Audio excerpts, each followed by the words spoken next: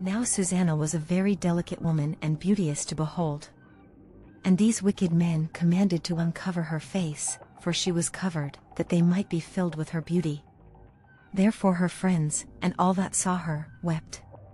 Then the 2 elders stood up in the midst of the people, and laid their hands upon her head. And she weeping looked up towards heaven, for her heart trusted in the Lord.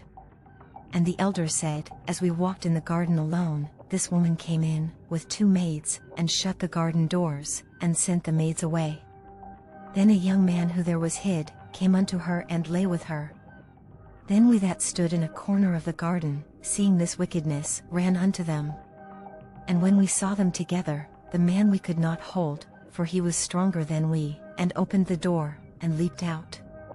But having taken this woman, we asked who the young man was, but she would not tell. Verses, these things do we testify. Then the assembly believed them, as those that were the elders and judges of the people, so they condemned her to death. Then Susanna cried out with a loud voice and said, O everlasting God that knowest the secrets, and knowest all things before they be. Thou knowest that they have borne false witness against me, and behold I must die, whereas I never did such things, as these men have maliciously invented against me. And the Lord heard her voice.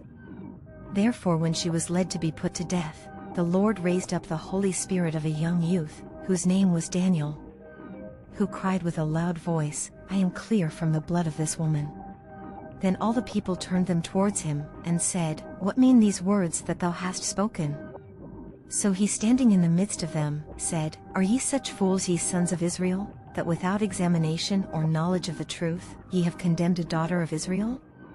Return again to the place of judgment, for they have borne false witness against her. Wherefore all the people turned again in haste, and the elders said unto him, Come sit down among verses, and shew at verses, seeing God hath given thee the honor of an elder. Then said Daniel unto them, Put these 2 aside one far from another, and I will examine them. So when they were put asunder one from another, he called one of them, and said unto him, O thou that art waxen old in wickedness, now thy sins which thou hast committed aforetime are come to light. For thou hast pronounced false judgment, and hast condemned the innocent, and hast let the guilty go free, albeit the Lord saith, The innocent and righteous shalt thou not slay. Now then if thou hast seen her, tell me, under what tree sawest thou them companying together? Who answered, Under a mastic tree. And Daniel said, Very well, thou hast lied against thine own head, for even now the angel of God hath received the sentence of God, to cut thee in 2. So he put him aside, and commanded to bring the other, and said unto him, O thou seed of Shinon, and not of Judah, beauty hath deceived thee, and lust hath perverted thine heart.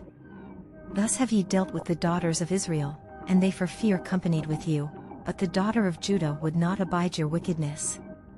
Now therefore tell me, under what tree didst thou take them companying together? Who answered, Under a home tree.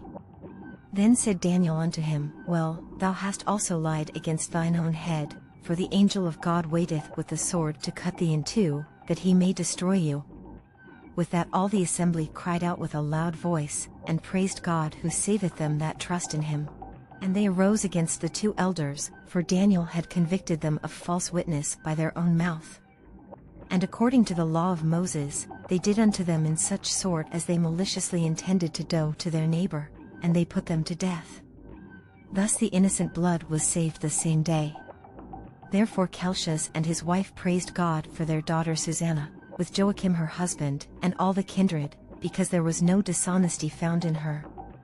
From that day forth was Daniel had in great reputation in the sight of the people,